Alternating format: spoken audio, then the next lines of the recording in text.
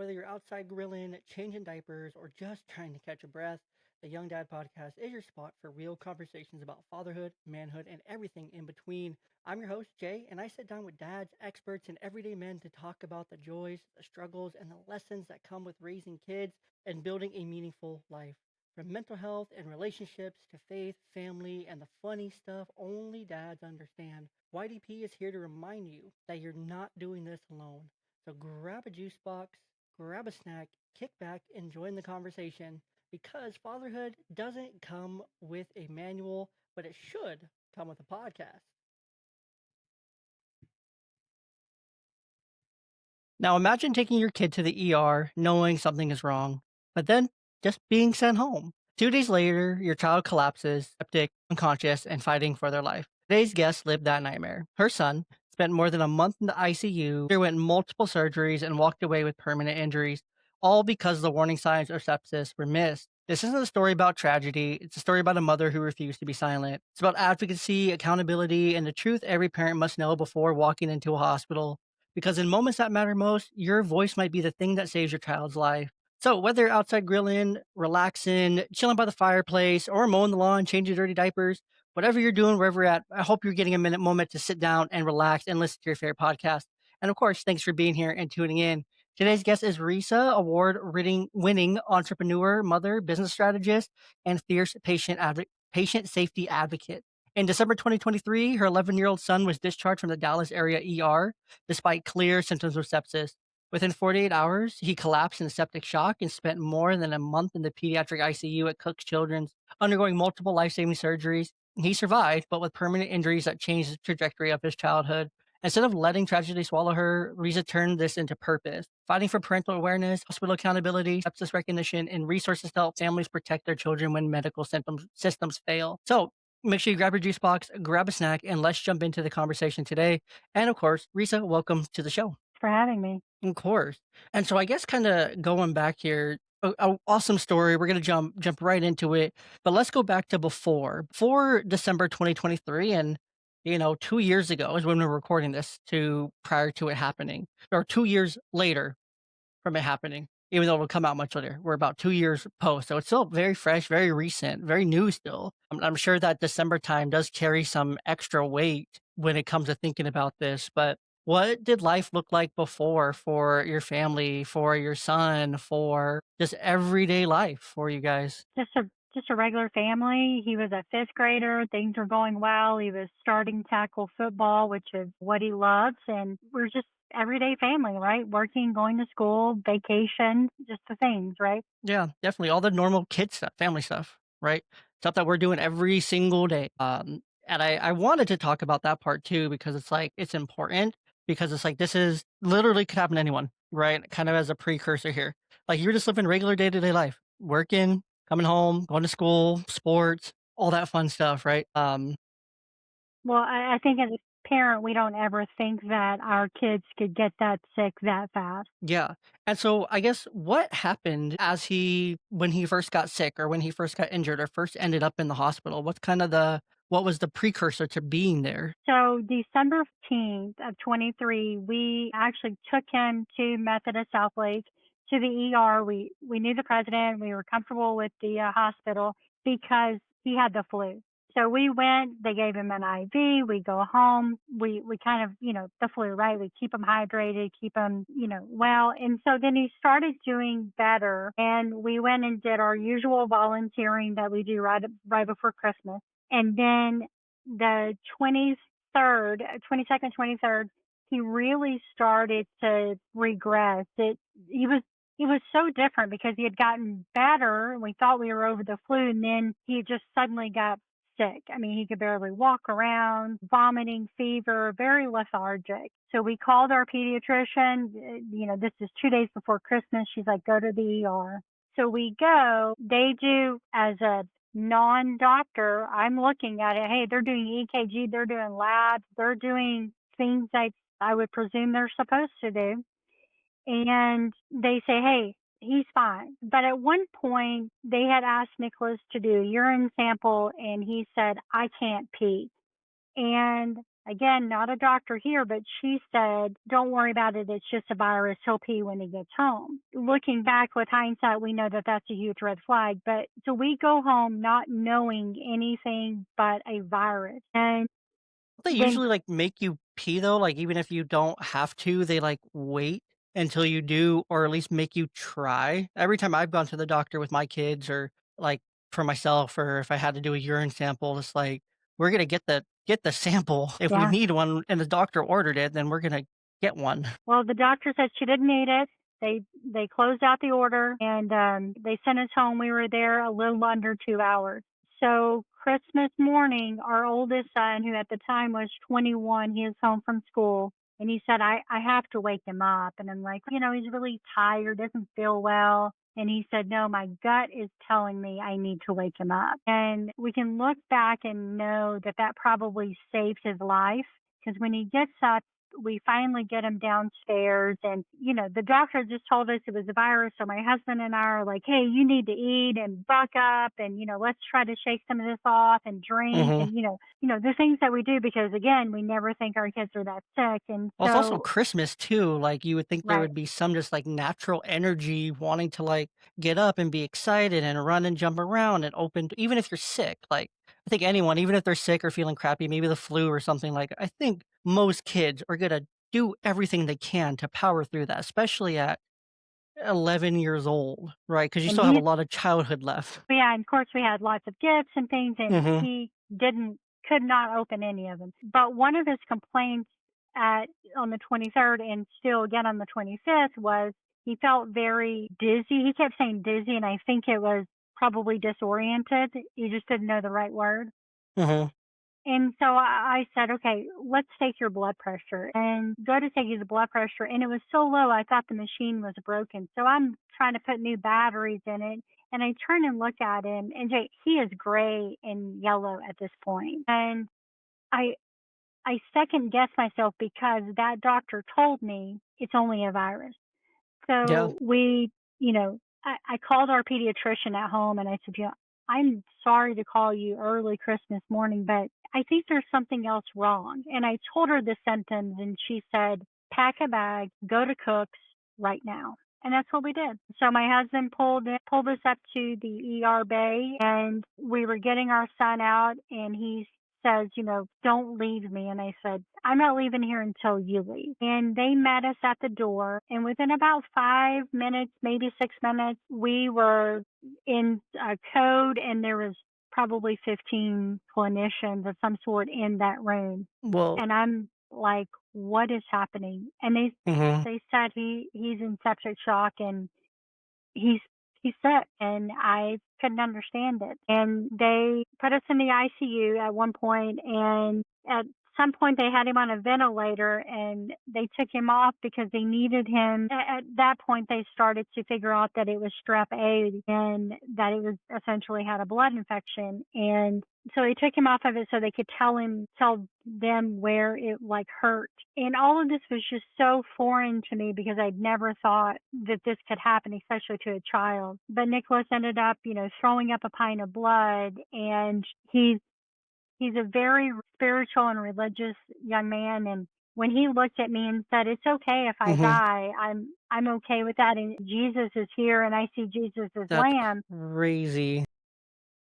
Those are the things that really hit home. And when the moment we stepped into the ICU was the moment that I just said, if everything else around me burns, it doesn't matter. Like, we're here.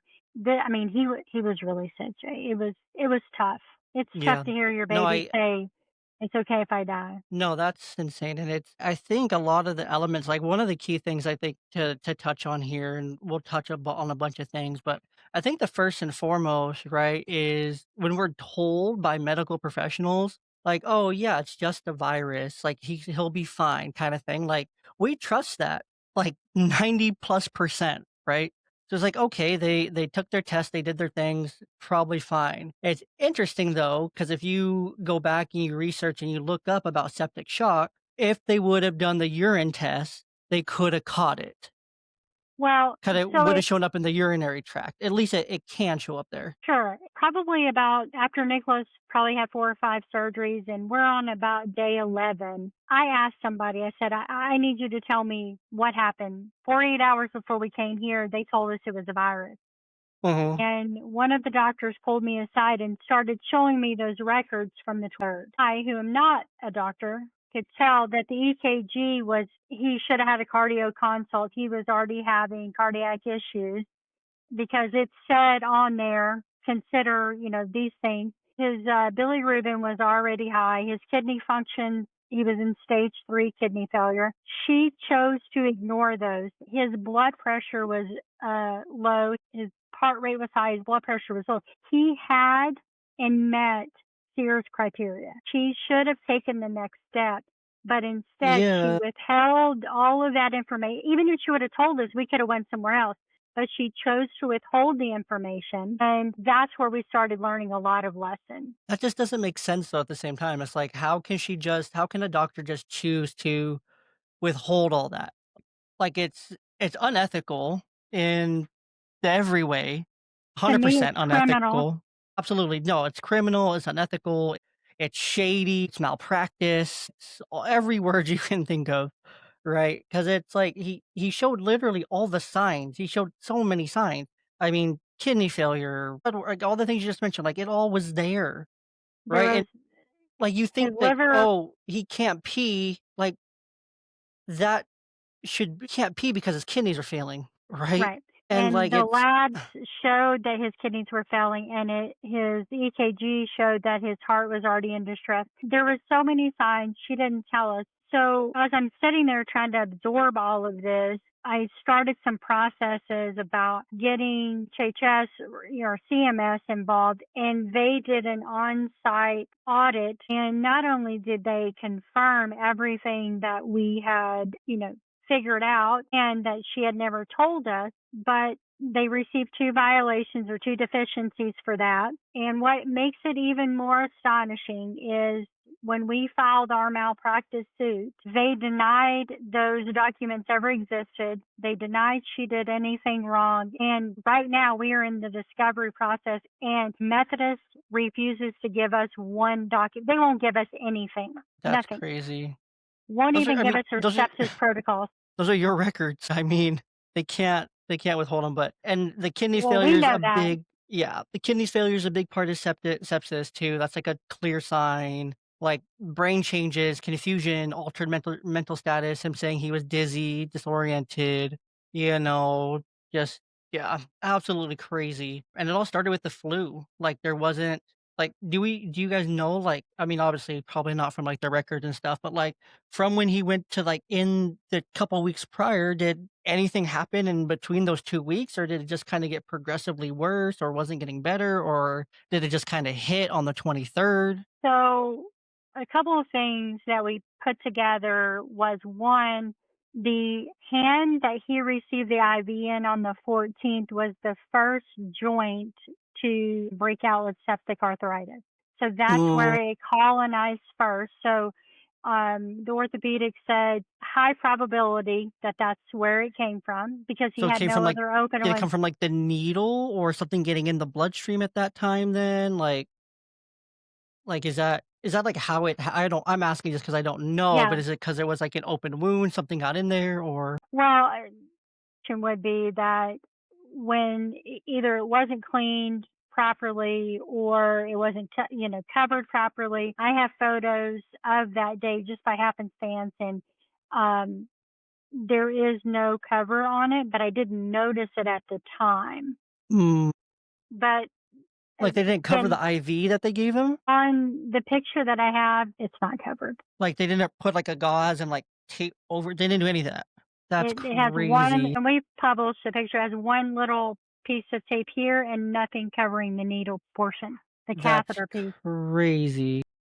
And we were so concerned with him that day, we didn't even notice it. Yeah, no, 100% 'cause, I mean, your kid's sick. You're there in the ER getting an IV, like, you have too many other things to worry about, like, you're not paying attention to those details. I don't think anyone's gonna be paying attention to those details, you know? But now that you're kinda still going through it, not kinda, you are still going through it. Like, it begs the question too, kinda, like, thinking about this, like, if it happened to you guys were the ones that spoke up about it. How many other people did it happen to? Same thing. How many people have possibly lost their life, lost a loved one's life because of this? Because of the malpractice, because of the negligence? Interesting that you asked that. So we made the front page of the Dallas Morning News, and when we made that, we had probably at least 150 stories, people reaching out to us with either similar stories at the same hospital, at the same doctor. We have 5 immediate families that we're working with that their children passed away with very similar circumstance at the same hospital network. And what we've learned is Like, all this within the is same time frame too? within a year or 2, yeah. Oh my god. Some All of from the same doctor or Not the same doctor, not all of them have the same doctor, but all the same hospital network, all sepsis related. And so think about there's one particular lady, her son was 22, he died, and all he needed was antibiotics. That's it. And I read their records, and there was more clearly defined labs in his than there were with my son. And at one point, the lab even wrote that he was at high risk of septic shock, and they did not tell that family, and they sent that poor kid home, and he died 2 days later. So just when it's just horrible. Like, it's just like, do they like, do the people on the other side, do the doctors on the other side, do they not think about, like, do they not think about the families, the children, the risk of not saying these things kinda thing? Or is there something bigger at play too, right? Like, I mean, because if you're treating a kid for sepsis or treating someone for sepsis, like, that's a lot of medical treatment, right, at the same time. So, so I don't have a clear answer about what they think or anything, but I do know that with speaking with hospital administrators that I know that they are bonusing these ER doctors for the amount of patients that they see. And then yeah, CMS bonuses the hospital and the doctors for not writing antibiotics. And there is punishment or consequences to missing sepsis bundles if you code a patient as sepsis. Now, I do see that they do code a lot of patients as sepsis, but I think if they are just churning these patients out, they look mhm. at this demographic and they say they're young, they're probably normally very healthy, and they just send them on home. Yeah, they'll be fine. The whole thing, like you were told, like, he'll be fine. He'll be fine. It's always like, "He'll be fine," kinda thing, and this is, like, it's crazy because it's all preventable too. Like, all 5 of those deaths, all preventable, Yeah, 100% preventable. we know there's more. Yeah, well, yeah, of course there is. I mean, if it happened to you and those 5, I mean, what, you could 10x that? I don't know how many people live in that area of Dallas, but there's a few million people, right? Dallas-Fort Worth area. This hospital network is probably ginormous. It probably covers all Dallas-Fort Worth and maybe surrounding areas too. So you're talking tens of millions of people. Like, it just, we're talking about 7 people right now. You guys plus the other 5 or 6, right? Plus who knows how many more. Plus who knows how many more over the span of this staff's career or over the span of that hospital's contract for not prescribing the antibodies or turning the beds, right? Like, it all traces back, right? When you trace it back on those paths, it's very obvious where the incentive comes from because it's all incentive. It is. I think it is incentivized. The other issue that we've really come into, which is this is harmful to every parent or every patient, is you've heard the term passing the trash.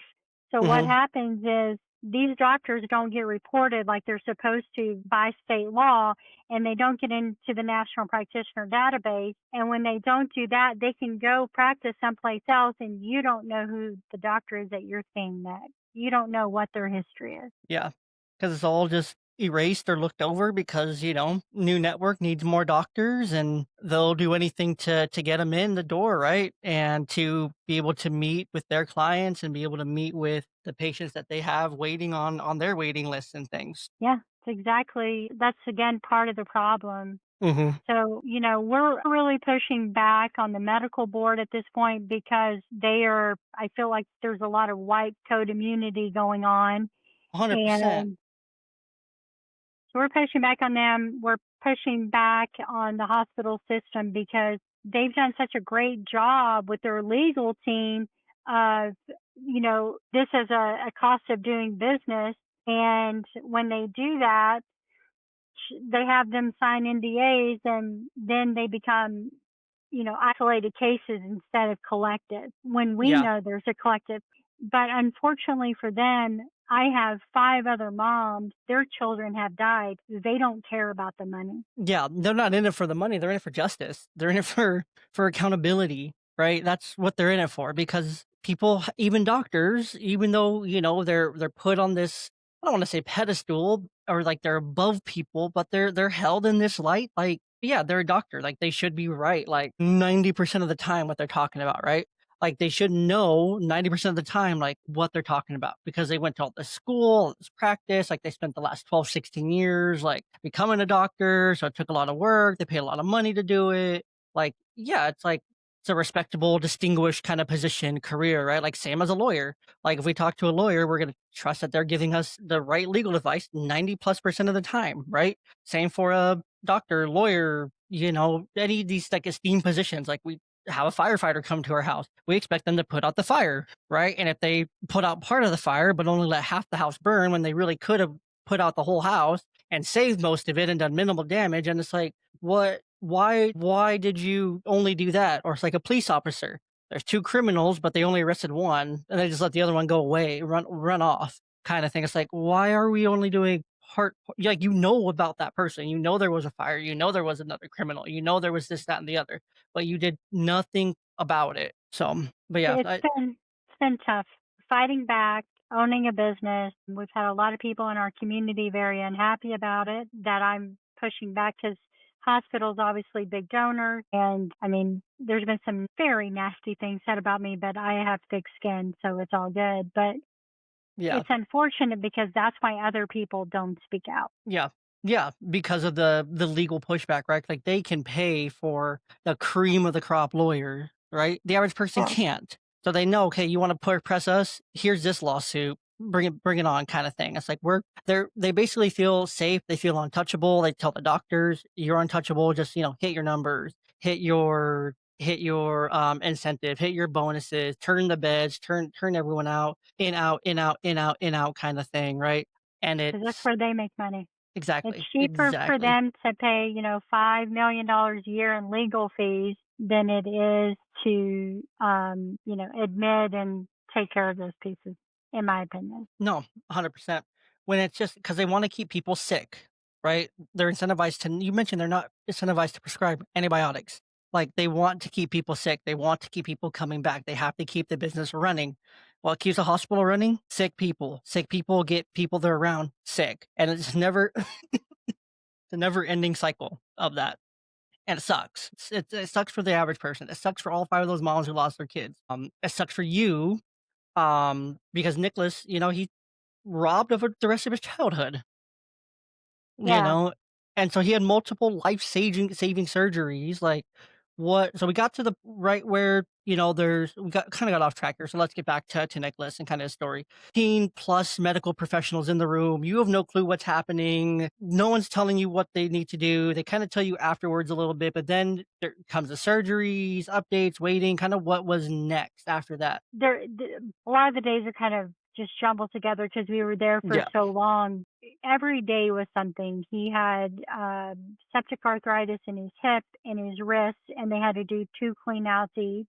They had to go in So and what's a do a septic arthritis mean? Because I know what arthritis is, but is it just arthritis caused by sepsis? So it was like a quick bone deterioration or joint deterioration? Yeah, so when I saw it on the sonogram when they did his hip, I mean, it was just his hip joint was just inflamed massively with septic fluid. He had bone infections. We've recently learned that the sepsis had deteriorated one of the pieces in his back. I mean, he'll Ugh, have to have back surgery when he's older, but they did scopes and just trying to figure out where the blood was coming from. There was so much happening and all the things that we went through there. I mean, he had Tourette syndrome. He ended up with pancreatitis, appendicitis, no, pancreatitis. And so, so they ended up removing his pancreas and appendix, or no, he had pancreatitis. So I guess when they went to do that scope that they needed to do to biopsy the liver, it had caused a disruption with his pancreas and it just inflamed and but he was mm, on a ketamine drip for 40 days ketamine at 11 years old for 4. That's crazy. Did he have to go for through pain like a management. did he have to go through like a detox from that? Because that's like No, I mean, it was on a PCA, okay. so it was just a good drip and but he was in so much pain and he had a PIC line Yeah, and so at one point he had a PIC line and 5 IVs. It was a lot. that's awful. Like at 11 years old, like you just wanted to enjoy his Christmas break. You Yeah, know, he was yeah. sick and he's just, oh, this is just gonna be another doctor visit, and life changing. I don't even want to say altering because it's completely life changing. So now he has to have back surgery when he's older.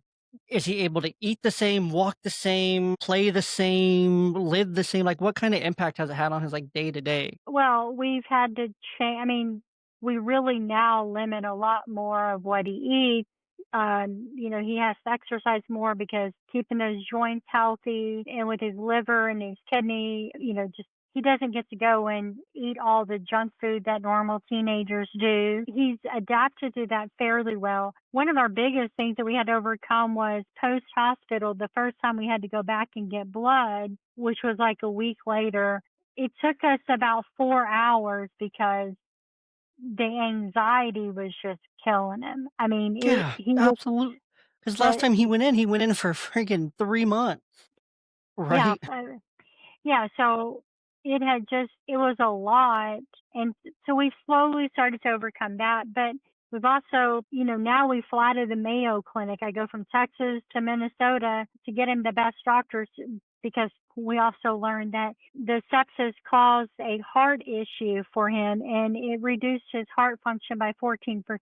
And so we go up there because that's the best of the best. Yeah.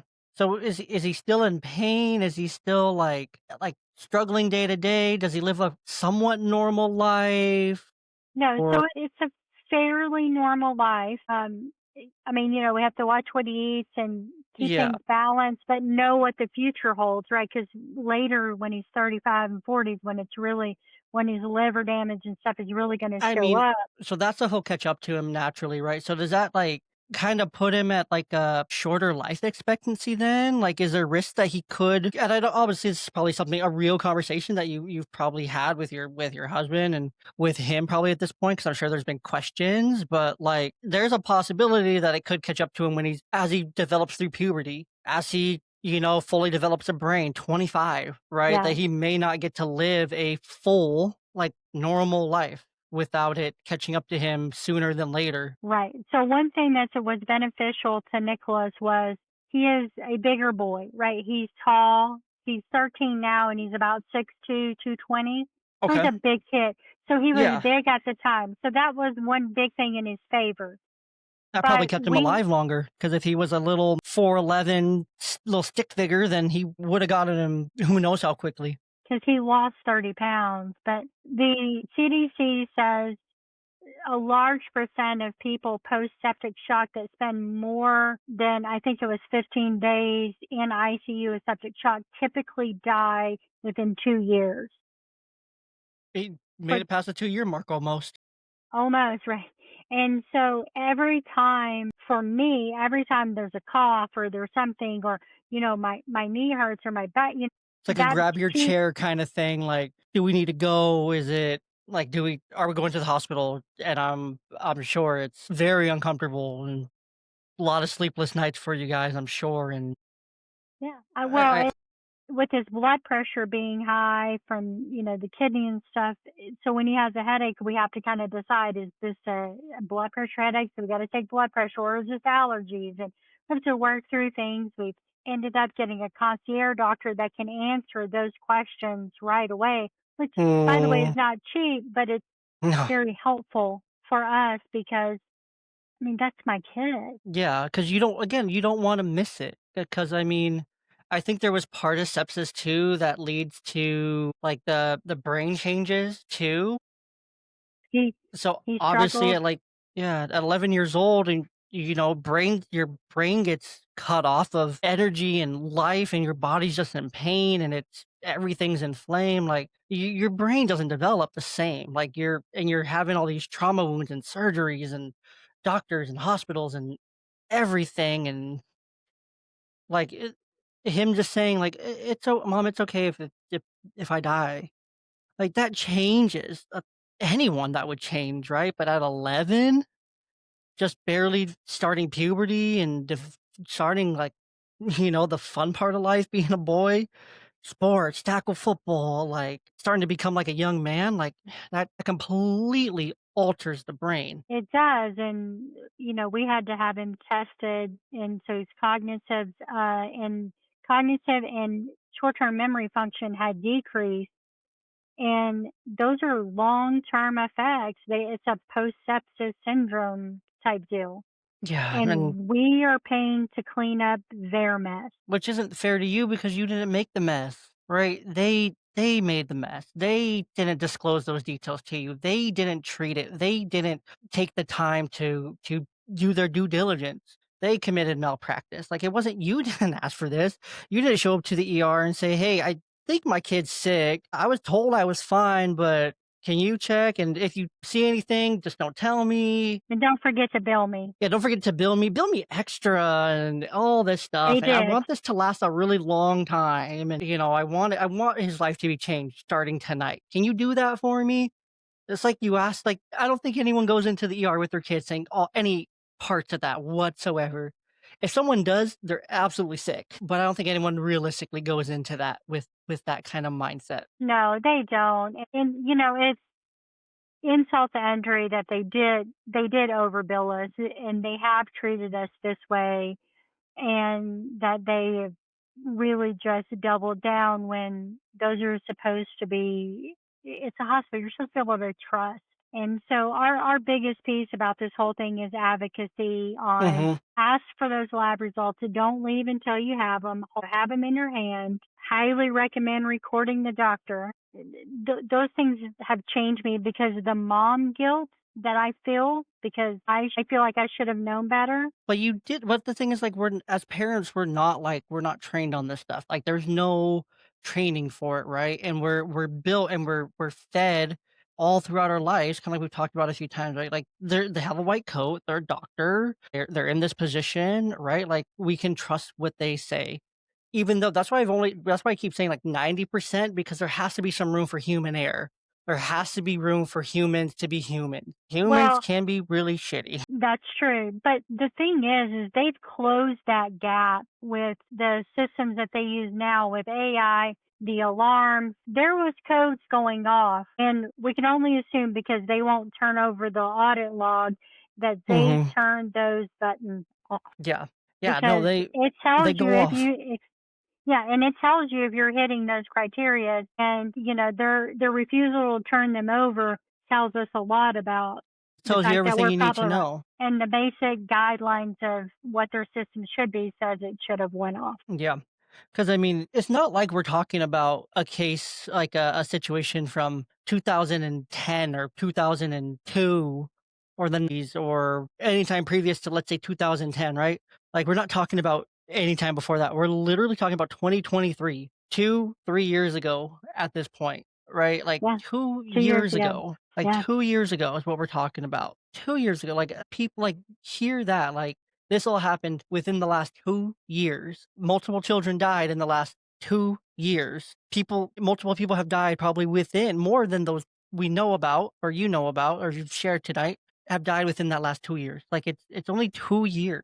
There's links, right? It's like there's a link. There's probably a lot more links back to this hospital that aren't talked about. Probably a lot of people who are quiet, a lot of people who have been threatened, a lot of people who are like, "Well, I can't go up against the hospital. I'll lose. My dad died, my sister died, my cousin died, my brother died, my grandma died, my kid died." Like, I think when it's your kid, it's a different ball game, especially a young kid.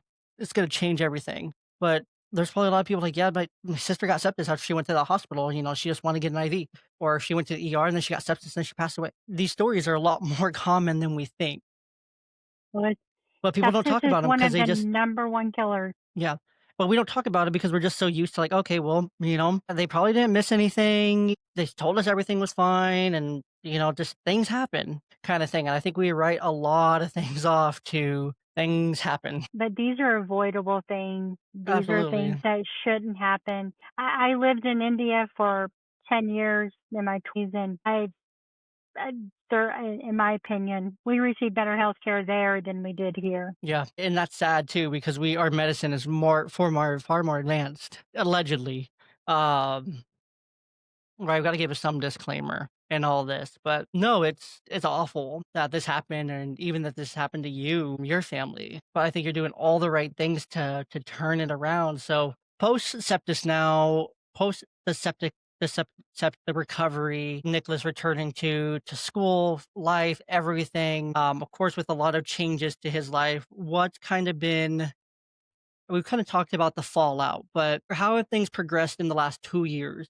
Personally, as an advocate, moving forward overall with this? Well, I never wanted to learn any of this stuff, but I have. Yeah, But business, trying to balance it all has been tough. We've had clients that left us. We've had people that didn't agree with us. So we've lost some business, but we'll be okay and survive in that. But the advocacy part, we've done a fairly decent job. Making the front page of the newspaper was great. We've had several articles written big about deal. us and our journey. And we have a documentary that's being ready to be shot, which is going to be pretty awesome That's because his awesome. families yeah, because his families start to feel more comfortable and safe and speak up, it's headed in the right direction. We are also working on a mandatory sepsis protocol bill that would include a $50,000 penalty for if a child meets, serious criteria and a physician doesn't do cultures and do the protocol, which is pretty much the same bill that Rory's bill in New York, because he was a young man that also died from sepsis. We should have a mandatory sepsis bill, period. We're working with some legislators on that. I've become an absolute pain in people's ass over medical board not being transparent and not following the guidelines in which they had set up. We may end up having to sue them to get some movement and traction on that because we have federal violations documented, and so I'm not sure why they're ignoring it. But we're fighting back and we're not stopping. We want change, we want transparency, we want accountability. My son deserves to be his health care taken care of. We Mhm, deserve financially to be made whole. We're out about $1.5 million in not only the lawsuit, but going to Mayo Clinic and healthcare and all the things. It's a lot of money and mhm. it's not okay. And so we're going to continue to fight back, not only for us, but for the other families and for the other kids that we don't want to get sick. Yep. No, and it's you mentioned that there's another bill in New York. You're in Yep. Texas. Yep. I don't know of I could probably very easily do a quick search on ChatGPT and find cases of this within the last 2 years in Washington State, probably in all 50 states, because they all have the same incentives, right, across the board from these different insurances to not prescribe this, to turn ER beds this way, to do hit this quota, hit that, right? And it's all incentivized, and it's sick. And you mentioned that your son has the right to his healthcare, right? Like, every American has their right to healthcare, like, to have quality care. Literally, in America, they have or in Canada, they have quality care. It takes forever to get your provider up there, but they have quality care when you do get it. Australia, they have quality care. India, you mentioned better healthcare here. China, I'm sure is better. Russia, well, actually, I don't know about Russia. I don't want to say anything about that. But like, there's other countries, right, that have higher quality care than the United States. We're supposed to be number one in everything, right? We have the most medicine, the most technology, the most this, that, and the other. But yet, cases like this happen. Children die. People die. Mothers lose their children. Fathers lose their children. People lose their siblings. And it's awful because it really shouldn't happen. And it is avoidable. It's 100% avoidable with transparency, with treating things and getting out of the incentive to keep people sick. Like, let's make people better kind of thing and, have more health. And if there's are serious things, then there's serious things, like, it happens. And there is a mistake, let's make it one kid in every 5 million. Even that's too much. Like one in every 100 million, right? That a septic episode happens and leads to death, right? Because it's fully treatable if caught and detected when it's supposed to be, and if it's actually treated. It was caught. In your case, it was caught. It wasn't treated.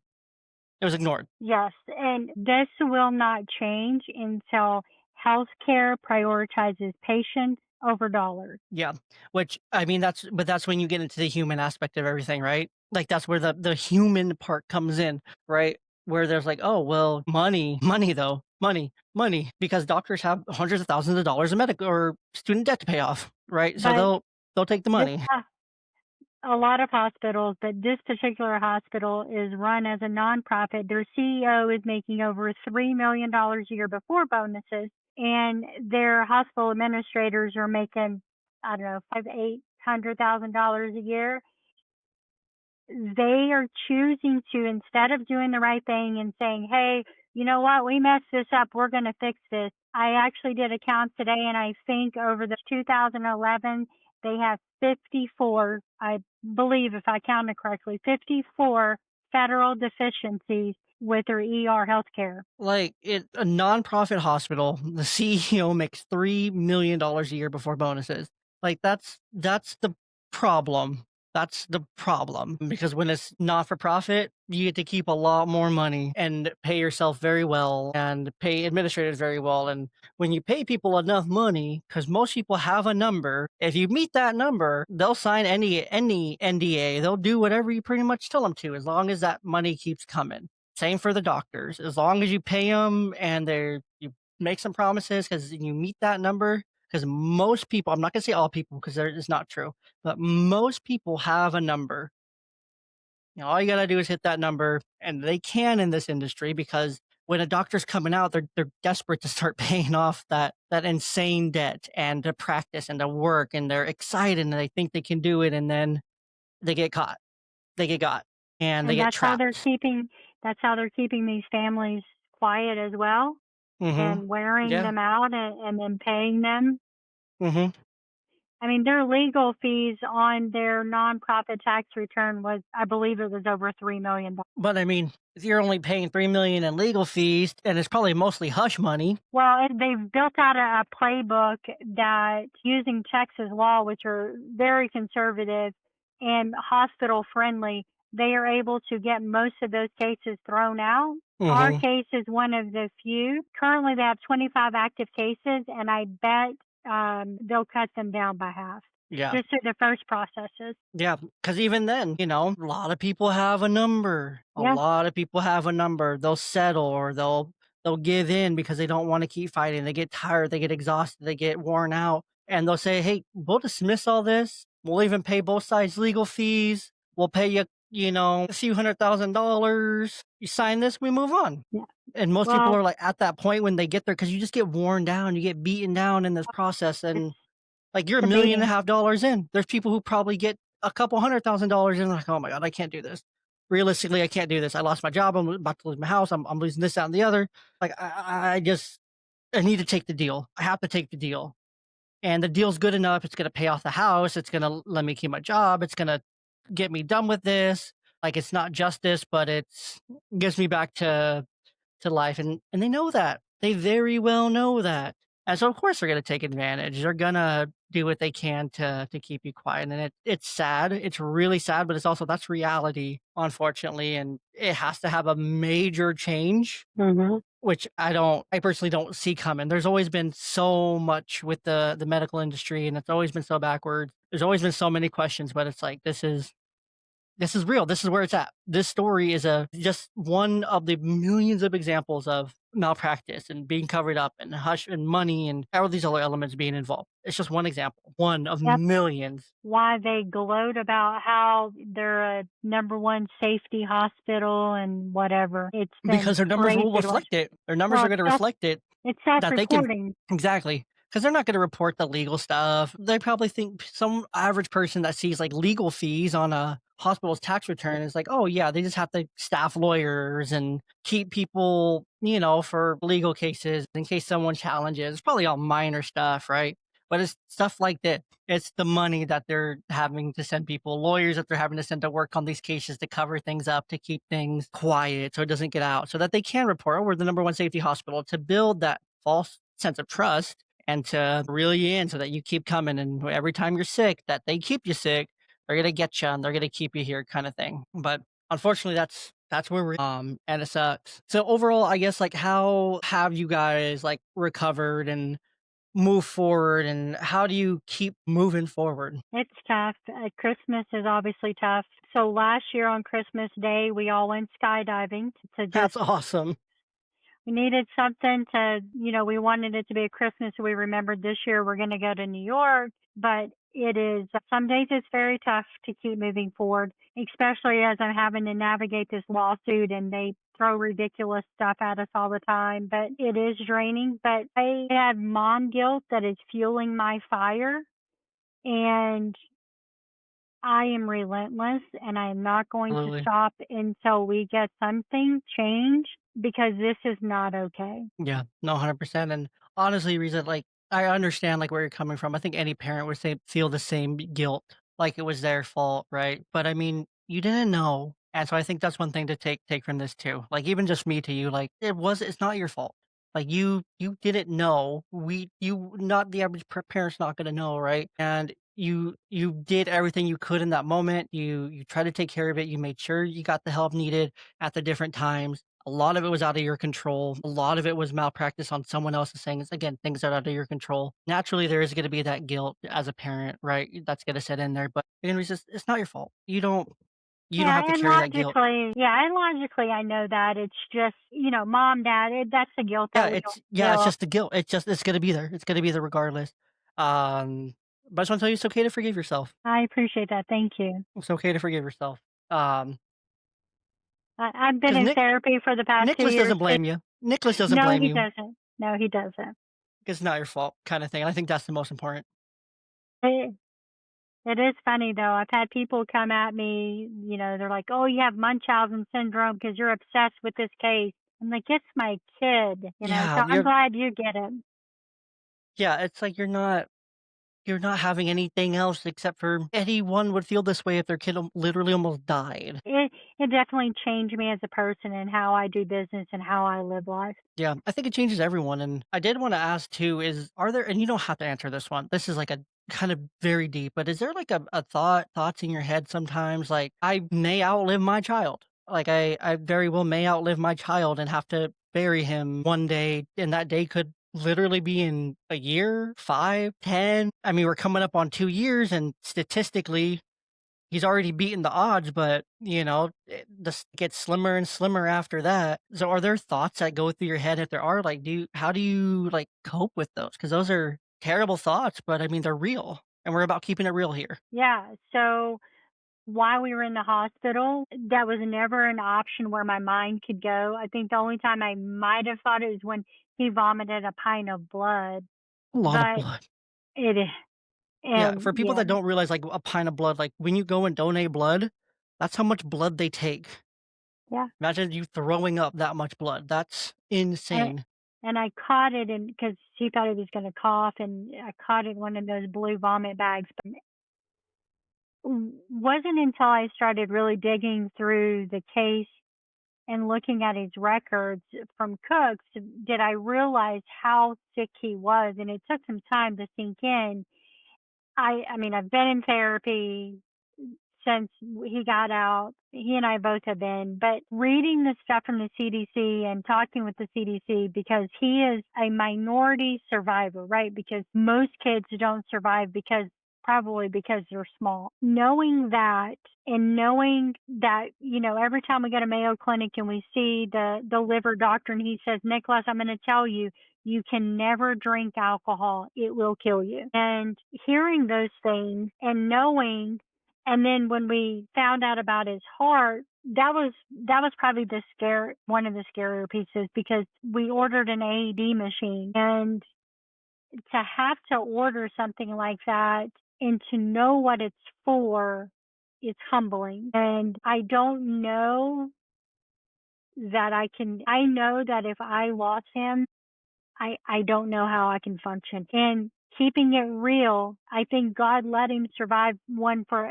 because he will have an amazing testimony one day. But I Absolutely. He'll be an absolute inspiration to so many, and once he gets older and he can, I mean, even as he continues to get older, even right now, like there's so much that he can share. There's so much that he can talk about. There's such a deep connection there. And there's probably, I would imagine there's probably a lot that he experienced in those different surgeries, different experiences that he may have had with his, higher power and things like that while he was in those different states that have just completely altered everything, like, for him. Yeah. oh yeah, but I think not only for his testimony that God needed to keep him, but I think God also knew that if we did not have him, I'd probably be in jail. Fair.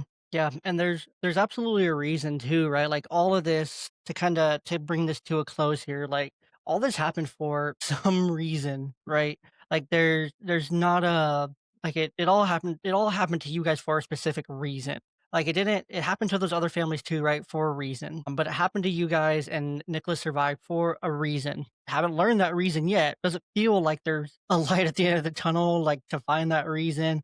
Probably still looking for it. And I think others who are listening to this and hearing this too, like, realizing, like, what reason could this happen to someone, to anyone, not just Risa, but to anyone, right? And it's, to build faith, or to then go and make the changes, because you're the person that can go and make the changes that will continue to fight. There's hundreds of, not thousands of families before you that just took the money and didn't fight. But you're not taking it, you're not laying down, you're not backing down, and you're still fighting.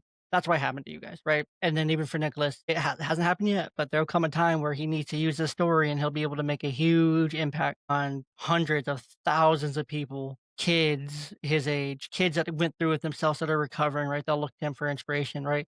And there's absolutely so many reasons this happened to him and why he survived. And it's really cool to think about it that way too. Yes, there's scary thoughts that come with it, but there's absolutely, like, beautiful parts of it too that you just don't know yet. We're incredibly blessed. Know that Nicholas has an amazing outlook on it. He's already been helpful to other people, but when I stand next to the mom that lost her 22-year-old, it breaks my heart Yeah. because, same thing. They just need antibiotics. And actually, at the time, Nicholas was a little bit bigger than her 22-year-old.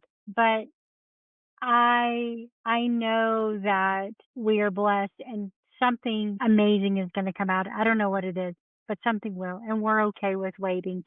And we know, Nicholas and I know that it happened to us because we could handle it. Yeah, absolutely, and you guys can, and you guys are, right? And I think that's the thing that you can look to, like, we've handled everything to this point. We're gonna keep handling everything as we move forward, as we continue on, whatever comes, right?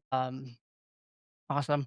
Well, Riza, let's bring some. Well, I guess, is there anything else that you want to mention to the conversation we had today? Anything else that you'd like to add on to your story, to what you guys have been through? Anything we didn't touch on? No, I think the only message that I really want to make sure that people get is, especially dads, if you're at the ER, ask to see those records. Ask somebody, text somebody if you have a hard time reading or understanding them. But speak up if your gut says, "Hey, something doesn't feel right." Just speak up. Yeah. No, 100%. I love that. All right, let's hit the dad zone questions to kind of bring this back down a little bit, kind of end us on some positivity. Not that there hasn't been plenty already, but kind of loosen everything back up a little bit as we go. So, first question in the dad zone here is that, does pineapple go on pizza? No, Perfect. I love it. Who are three people, dead or alive, that you wouldn't like to invite for a dinner party? dinner party.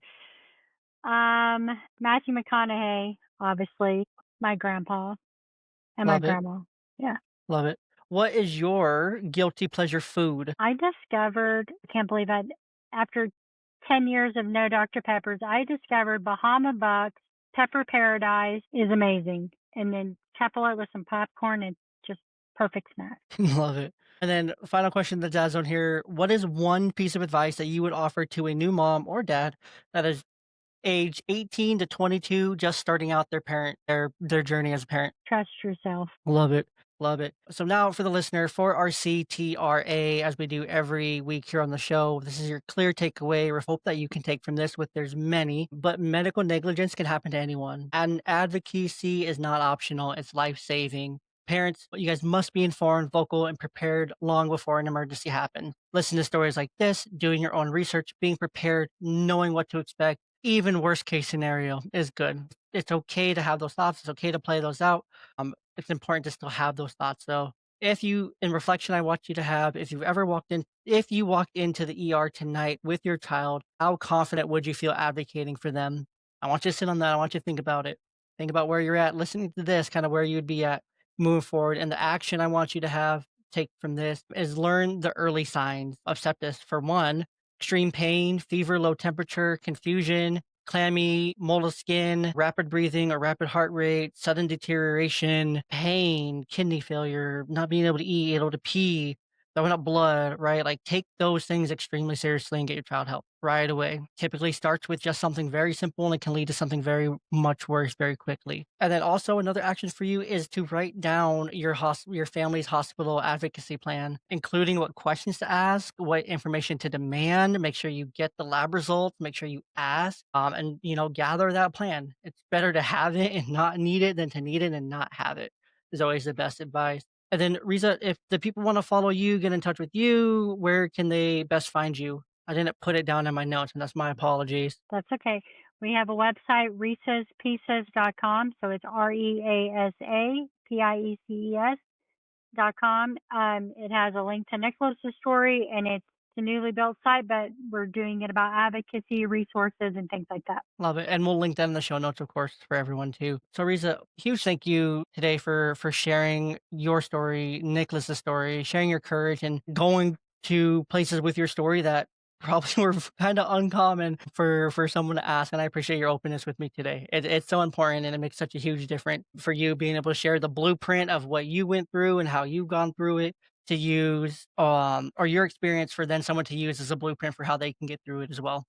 And then parents, remember your voice matters in hospitals and crises and everyday moments at home. If today's episode brought clarity, empowerment, or hope, or lit a fire under you a little bit, make sure you share it with another parent who needs to hear this message, or maybe someone absolutely going through the same thing. You're like, hey, listen to this. Like we experienced something similar. Like, listen to this. Get in contact here. Share it. Don't be afraid to share it. I'm not trying to benefit from it. I just want you to share it. I just wanted to reach the people that it needs to reach. That's the most important thing. And of course, don't forget to subscribe, leave a review, keep showing up for your family with strength and love. This is the Young Dad Podcast. I'm your host, Jay. Thanks for tuning in, and we'll catch you next week.